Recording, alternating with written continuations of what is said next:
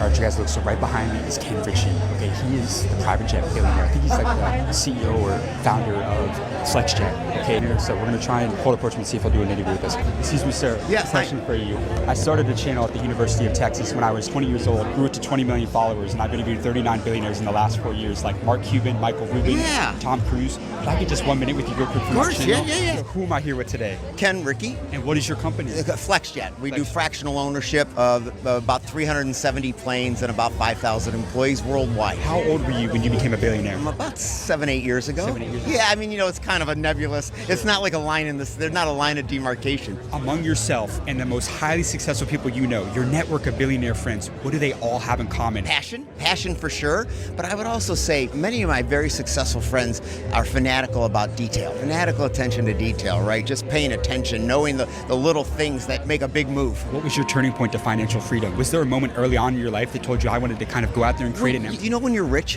When you have 25 times your annual spend. So if you live on $1,000 a year, you're rich at 25,000. People say, well, I want 10 million, I want 12 million. That's the wrong idea. The right idea is how much does it take for you to live the life you want to live? And some people, it's $100,000. Some people, it's $10 million. Well, if it takes you $10 million to enjoy your lifestyle, then you need $250 million.